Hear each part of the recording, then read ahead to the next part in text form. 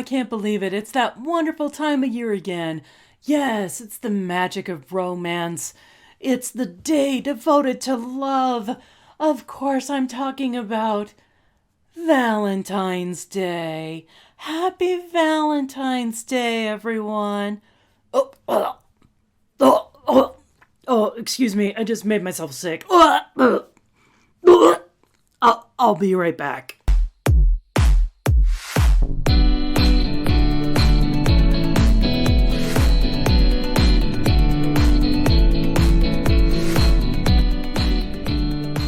Welcome everybody again to Donna Shannon's Coyote Tales. I am Donna Shannon and these are my Coyote Tales. So, I know you haven't heard from me for a while and you were thinking maybe Donna is dead. Well, I almost died. It was life-threatening, I'll put it that way, and no, it wasn't COVID. Nope. I had to do this in the most interesting way possible. What? Yeah, so back in mid-January, I got to enjoy another anaphylactic allergic reaction. So how the hell did this come about? Well, my New Year's resolution was I was going to try new things. My husband's always teasing me about, hey Donna, you never try new stuff. You always just do the things you like over and over and over again. So I was doing that, and then I also decided I'm going to do more tea, like hot tea instead of coffee and things like that. And I decided to try a brand new type of tea that I had never had before. This stuff is like rooibos or rooibos or ribin, whatever. It's red tea is what it is. And I'd never tried it before. And so, yeah, I'm at my office. And this is like the middle of January. And I let it steep for a good long time. And then I drink it. And what's worse is it tasted like ass. It wasn't even any good. But it was also mixed with like vanilla and cinnamon and ass. So I assumed the ass part was the red tea. But yeah, after a few minutes, I'm starting to feel a little funny. Oh my God, I'm like really lightheaded. And my tongue is swelling up and my throat is starting to close off and I'm breaking out in hives. And I'm like, oh my God, I think I'm allergic to this stuff. So, thank God I have an EpiPen. So, like the thing that all the parents with the kids who are allergic to peanuts have to carry around everywhere. Yes, I do have one of those because I've had allergic reactions before that put me in the hospital. But of course, the first thing I do is I call my husband. I'm like, I think I'm having this reaction to tea. But I sounded more like this. I think I'm having a reaction to this tea. Because I couldn't speak normally because my tongue was all swollen up. And so he's like, well, take your EpiPen and go home and I'll see you there. And I'm like, all right. So, by the way, if you're having a massive allergic reaction to the point where you cannot breathe, do not drive. It is not a good idea because at any point where this chain reaction is going, you could actually pass out and cause massive accidents and just kind of like, keel over and die. It's not a good idea. And what's really dumb is I was driving by a standalone emergency room on my way home.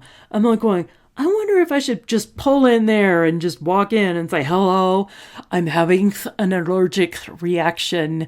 Will you please help me? But no, of course not. I'm not going to do that. And I get home and Ryan's there and he's like looking at me and he goes, did you do the shot yet? I'm like, no, because it's the first time I've ever had to administer it to myself. And I'm scared shitless because the last time that this happened a year ago was something else. I didn't do the same allergen. But they jab that thing hard right into your thigh and it fucking hurt. And I'm a chicken and I didn't want to do it to myself because I didn't want it to hurt. So I had to have Ryan there as moral support to help me get over it.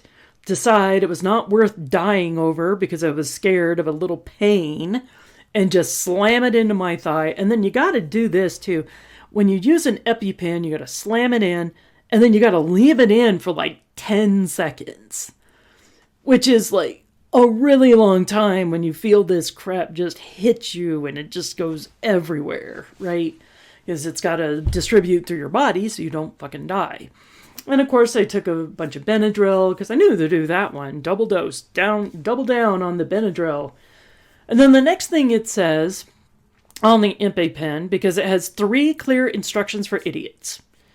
So it's meant to be as clear as possible so that if you're like keeling over and some stranger has to do this, or if you're so mentally confused, because that's part of what comes with an anaphylactic reaction, is you get lightheaded and confused and all the rest of this. So it says very clearly, step 1, take the EpiPen out of its case. All right, I did that. Step 2, jab this thing into your thigh and hold it there for 10 seconds. I did that. And then step number 3 is go seek medical attention. And the reason why is even if you take your EpiPen and you've done your Benadryl, reactions can kick back up. It's a little bit weird, but that's how it goes. And so I was like, all right, well, let's pack up our crap and go to the emergency room. Now, remember, January 2022, we were having another massive COVID influx in the Denver metro area. So the hospitals are kind of scary places to go in the first place. And I'm like, go in there. They get me triaged immediately because that's like an imminently life-threatening thing. People die within 15 minutes with anaphylactic allergic reactions, right? But I'd already done my EpiPen. They check me out, and then they tell me to just go sit in the waiting room. And also because of COVID restrictions, Ryan's not there. He has to go sit in the car and wait. So they're like, okay, just go sit in the, lobby. If you feel yourself getting worse, raise your hand and we'll come over and we'll check on you. It's like, all right, well, okay.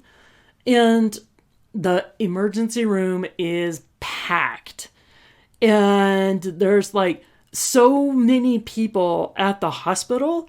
It's like they would check them in, and then there was like one guy who had like hurt his leg or something, and then they took him back for x-rays, and they brought him back out to the lobby to wait because there was no rooms back in the ER, no beds for him to sit in. It's like, great. Then there was the guy who was shuffling around with no shoes on, just wearing a blanket, and his face mask keeps falling down onto his chin like a chin diaper. And he's hacking and coughing. It's like, oh my God, this guy has the plague. Yeah. And also, they made me sit in a wheelchair because I was dizzy and lightheaded, and they didn't want me, like falling. So everything's all blocked up in the actual emergency room. So now they're going to put Plague Boy sitting next to me, and I'm like, oh, this is not cool whatsoever. And I'm just like sitting in the emergency room for over 2 hours. And honestly, I'm feeling the reaction calm down.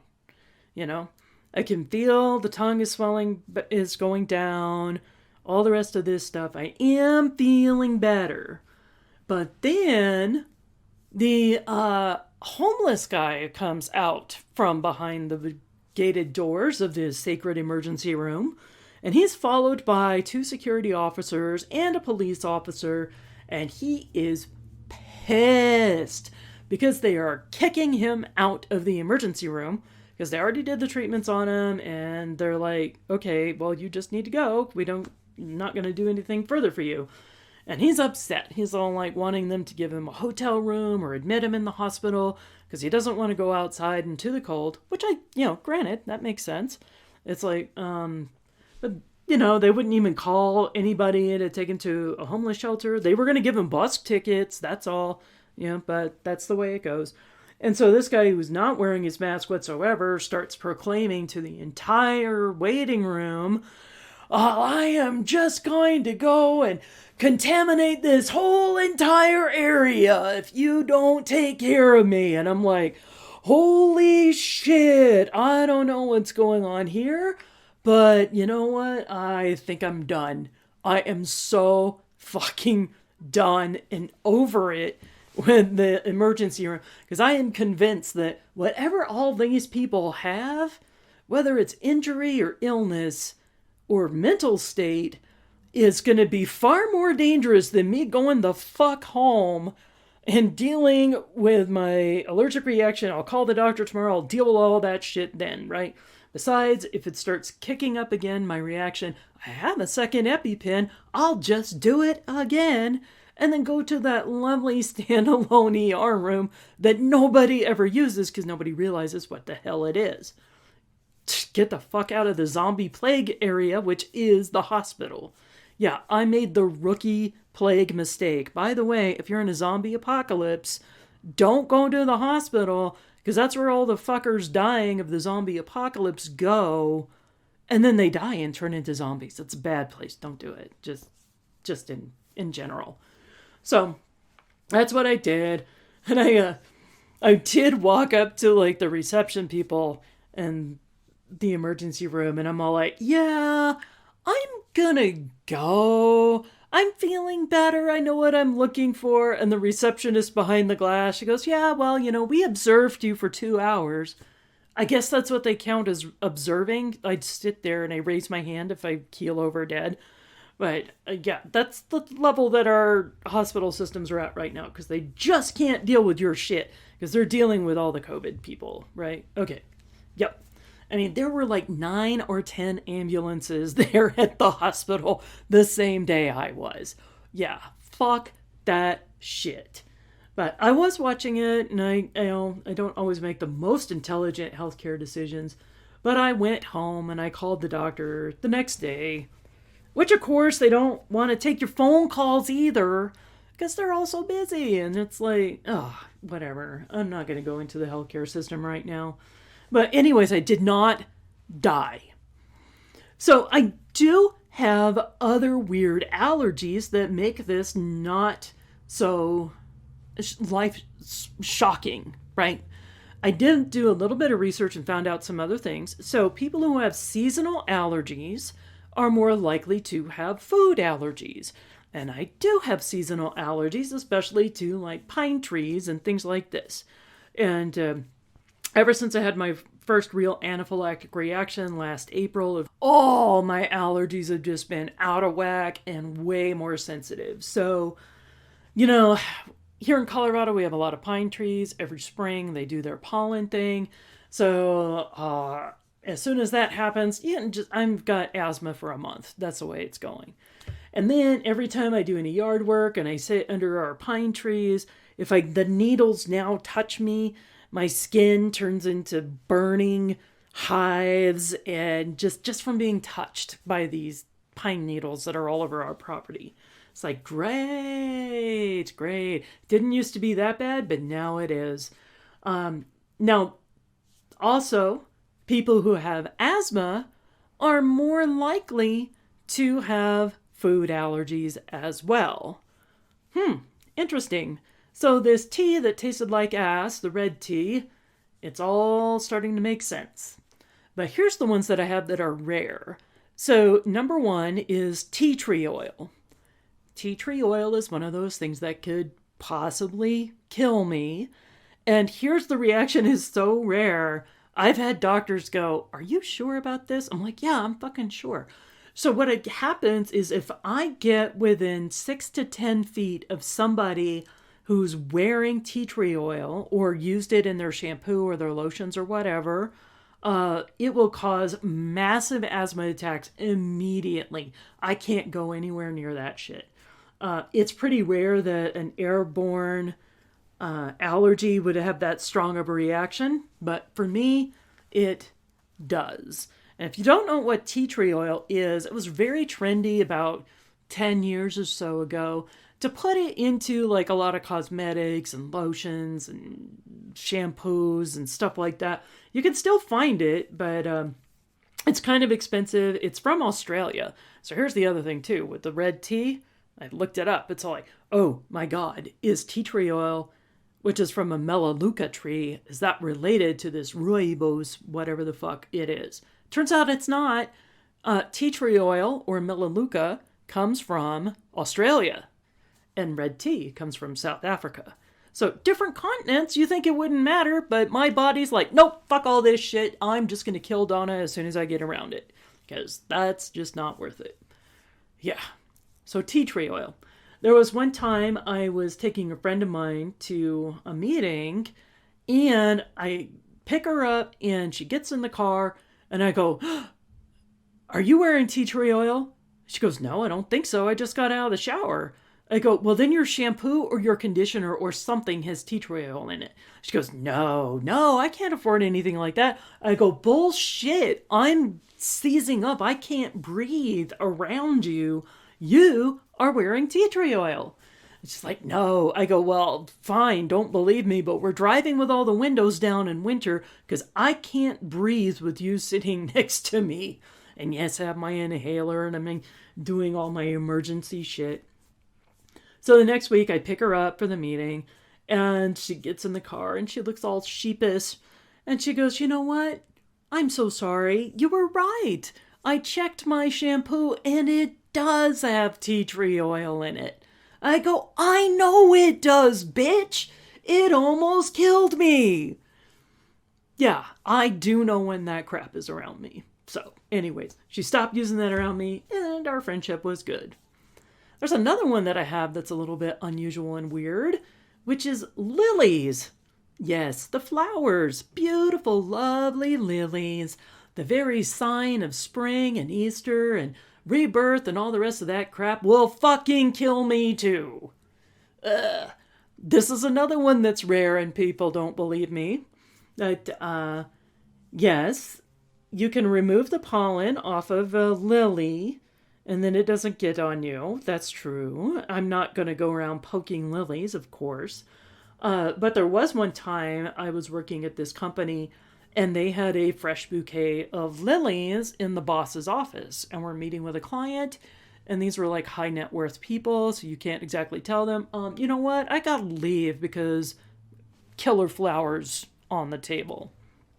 And it's like, no. And then it's one of those things where I'm like, maybe I'm not as allergic to lilies as I think I am. I'm just going to sit here and chill because I don't want anybody thinking I'm a wimp. Well, after an hour-long meeting, I'm like, I gotta get the hell out of here because I need to go take some Benadryl. I need to go take some, asthma inhalers. I need my albuterol. I need to get the fuck out of here because I'm feeling dizzy and lightheaded and I can't breathe. Not as bad as an anaphylactic reaction, but bad enough. Yeah, just bad enough and dumb. Just so dumb on my part. Yeah. Sometimes you just gotta own up and go, yep, I don't need to die from flowers today. But I did think I was allergic to codeine for a while because it used to cause shortness of breath. So, codeine, it's the painkiller ingredient in things like Vicodin and Percocet and stuff like that. But it would cause shortness of breath. But now that I think back on it, that's probably because I was mixing it with like bourbon and whiskey and things. So that's not really smart. Do not chase your Percocet with whiskey. Important life tip. It has bad consequences. And that's not a me allergy thing. That's like just a good human rule to follow. Just saying. But anyways, if Ryan ever wants to get rid of me, he knows some really easy ways. So I think if he tries to give me these things for Valentine's Day, I might need to look out. Like if he walks in with a beautiful bouquet of lilies and says, oh, honey, check out all the flowers I got for you. Oh, I made you some nice, relaxing herbal tea. Why don't you put your feet up and just enjoy this lovely, lovely herbal tea? No, don't ask what's in it. I checked for you, honey. It's safe. Oh, would you you know what? Let me give you a nice, relaxing massage. Just lay down. I got this new lotion. It's got melaleuca in it, so don't worry. I checked it. It's safe. And then the next thing you know, about 5 minutes into this massage and tea and flowers treatment, boom, I just keel over dead, and then he gets all the life insurance money. Maybe I better check my tea.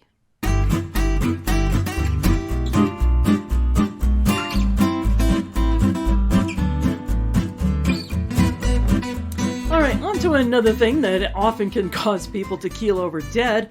Let's talk about racism. Yeah, and there's all different ways that people can die from racism, of course.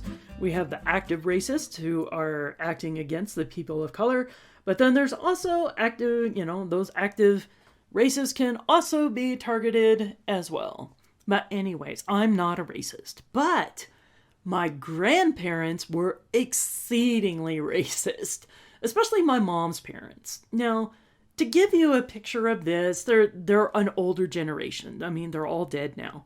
But they were born in the mid-20s. Both of my grandfathers fought in World War II when they were in their 20s. We're from Texas, so there's that going on as well. But in particular, in the case of my mom's parents, that kind of like took their racism to the next level while still being respectable. So they were members of the John Birch Society. Which is basically that more respectable version of the KKK. Instead of burning crosses, they would have, like meetings and have coffee and cookies and then talk about all the rest of the racist things that they did. So if you've never heard of the John Birch Society before, good for you. But here's what they are. It was founded in 1958. Basically to support anti-communism and social conservatism. Even today, it's still around. It's associated with ultra-conservative, radical right, or far-right politics. So imagine that. It's seeing a resurgence lately. So if somebody invites you to join the John Birch Society, now you'll be able to go, oh, okay, maybe not so much. But here's the other thing. Even way back in the 50s and 60s, they were famous for promoting conspiracy theories. Yeah, they did the conspiracy thing before it was cool. And the most famous thing they're known for is opposing the civil rights movement. Yeah. That's exactly the whole focus of the John Birch Society. So, just saying, if people invite you to join, I don't care how good the coffee and the cookies are, you might want to check your politics. Anyways, now, I did find this one item that still mystifies me. So, way back in 2019, we were selling my mom's condo, and I had to go through everything that she owned at that point. And that included some boxes that she'd been carrying around since she had lived with us for, whatever. Just, I don't know. These boxes never ever got unpacked. So, me and my kids are going through this box, and we find in there a beautiful piece of embroidery on a kitchen towel that was a little black girl, kind of like a cartoon little black girl, eating a piece of watermelon, and underneath it said, "Dis am me." I'm like, what the fuck? Yeah, D-I-S am me.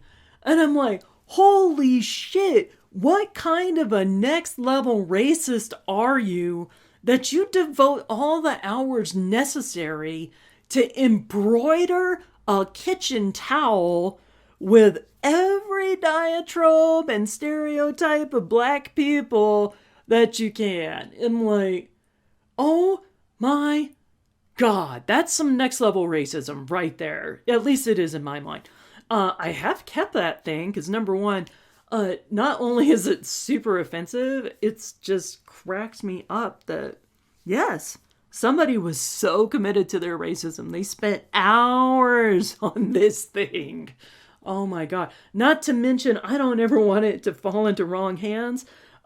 Just imagine if somebody found that at the thrift store. Oh, good Lord. Yeah, that's just scary. Just scary. Now, I must qualify that my parents were not racist, right? Imagine that. I don't know how that happened. But when we lived in Texas, in the Dallas area, and we were part of the Episcopalian Church, one of our favorite families to hang out with, really good friends of ours, was the black family in the church. Yes, there was only one. But the Joneses, and I used to love going over and hang out at their place, and their youngest son was my first boyfriend. Yes, I know, I was only 5 or 6 years old, but we were quite serious. We were going to get married and everything. Yeah, he was my first kiss. I count that. Yeah, especially because he went on to go play football for the Air Force after that. So smart and talented. But, yeah. And so my parents weren't racist at all. No issues. And apparently there was one time my parents went out of town, so the Joneses were watching me and my sister Karen. And my grandmother came over to check on us. Found out we were staying with a black family, packed up all our shit and took us over to their house, because that was not going to happen in her mind. Anyways. Thanks, Grandma. So, and here's to the level that it really gets to. So, years later, when we moved up here to Colorado, my grandmother would do the thing of, before Christmas, give us kids the Sears catalog so that you go through. Yes, it's a physical catalog, millennials. This is how we used to do it in the 70s. You go through and you circle the pictures of what you want, right? So there were 2 things that I really wanted out of the Sears catalog. And number 1 was a black robot. And she wasn't going to buy it for me because it was black. And I don't mean it looked like a black person. I mean it was the color black. It was just a remote control, boxy, stupid robot that didn't do hardly shit except maybe walk and beep. And hey, it was the 70s. That's what we had. It's not fabulous, but we made do, right? So no, she couldn't get me the robot because it was black. And that's just wrong. To the point where my grandmother even asked my parents about what was wrong with me that I wanted to play with a black robot. But it got worse. The other thing I wanted out of the catalog was a ventriloquist dummy. Yeah, because I'm like such a normal child anyways. That's going to help me look cool. I'm already bullied every day, without end, every day at school. I'm sure having a ventriloquist dummy is going to help this get better. It doesn't, by the way. It just doesn't. Maybe in my mind it would be like the one friend I would have that couldn't run away. Well, okay, that sounds like a serial killer. But who knows? Who knows? But there were only 2 styles of ventriloquist dummies in the Sears catalog. Number 1 is a Charlie McCarthy. Now, Charlie McCarthy is like a fucking dork in a tuxedo with a top hat and a monocle. I think he might even be a ginger. I don't know. But I sure as shit did not want to hang out with Charlie McCarthy. That is not going to raise my coolness factor in the world at all. I don't need that in my life. The other one, his name was Lester. So Lester was the companion to Willie Tyler, who was a black comedian. And so obviously Lester is a black ventriloquist dummy.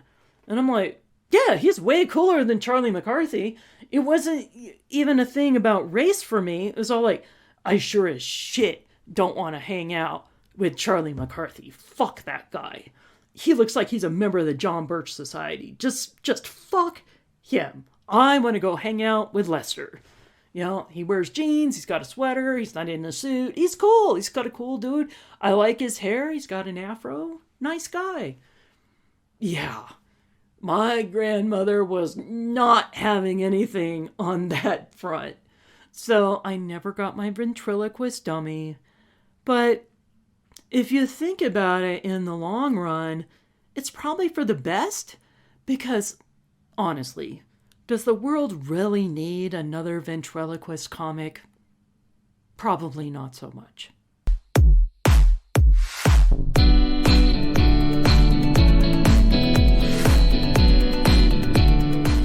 anyways, those are my stories about my racist grandparents and the death tea. So, until next time, I guess you enjoy Valentine's Day, and I'll just go. I'm sorry. I'm gonna go be sick right now. Donna Shannon's Coyote Tales is a production of Coyote Visions Productions and is hosted by Donna Shannon. Ugh, nothing redundant about that. Theme music is Coyote Strut by James Ney. All other music is ethically sourced and licensed from sounddogs.com and epidemicsound.com. And we paid for it, I swear. We can provide receipts if necessary. All the stories you've heard are true. Only the names, events, and facts have been changed for our own amusement. In the immortal words of Obi-Wan, so what I told you was true from a certain point of view. Find all of Donna Shannon's website and social media links at Linktree. That's linktr.ee/Donna Shannon. Follow us and find out all about upcoming shows and live performances. Now go out there, enjoy life, and grab some tales of your own.